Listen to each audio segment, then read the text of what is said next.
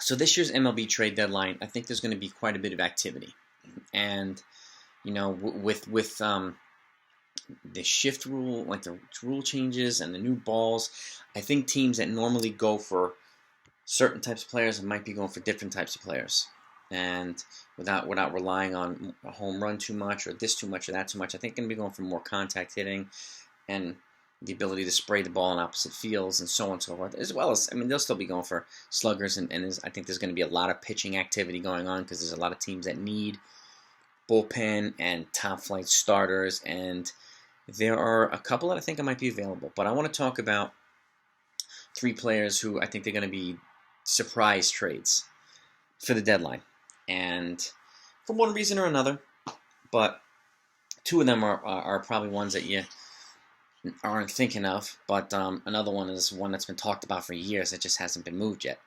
So, but let's go to number one. I think it's Jose Ramirez from the Cleveland Indians. I think they're going to come to their senses because, number one, I mean, they were somewhat competitive, but I don't think they want to come into another Francisco Lindor situation where they wait too long to trade the guy and they don't get the return that they're looking for. And he's got 2.5 years of team control left on a very affordable contract. He is gold in terms of value, and somebody would be willing to pony up a boatload of money for him. And with his skill set, he'll be a valuable asset to a lot of teams. Where do I think he's going to go? Well, I'll be making my trade deadline predictions a little closer to the trade deadline, so stay tuned for that. If you want to see it, make sure you hit the subscribe button and the bell icon next to it so that you don't miss out. And number two is Jo Adell, Uber prospect from the Los Angeles Angels of Anaheim.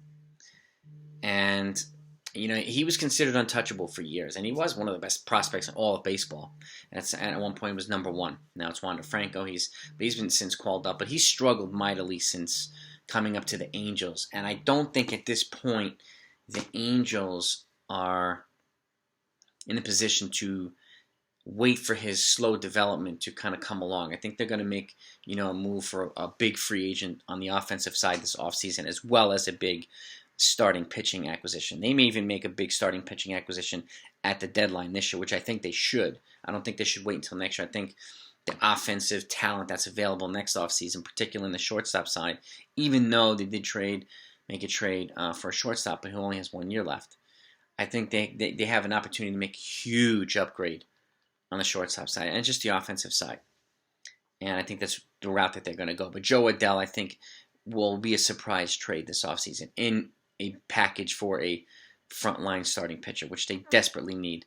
You want to maximize Trout's years and Ohtani and all these other guys, you got to get a frontline starting pitcher in there, period, end of story.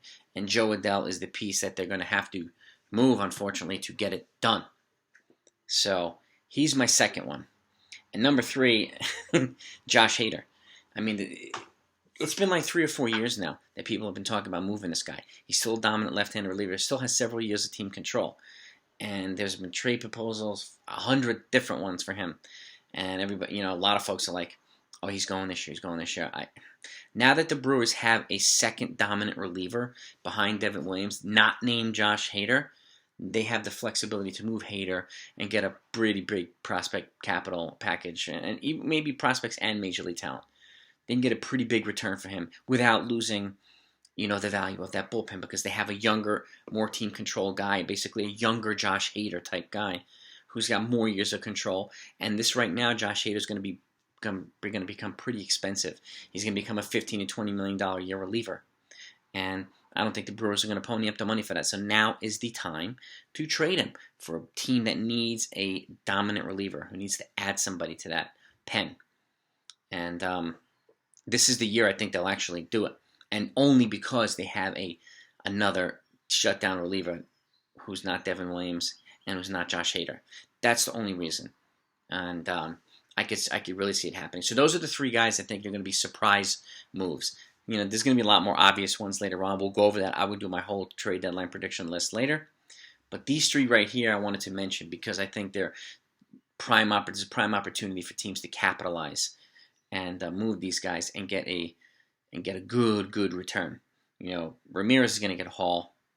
Hader's probably going to get a haul. And Adell can definitely be used as a top piece, a frontline piece to get a big-time starting pitcher, whether it be Max Scherzer, whether it be Kyle Hendricks, one of these big guys. Even a Matthew Boyd.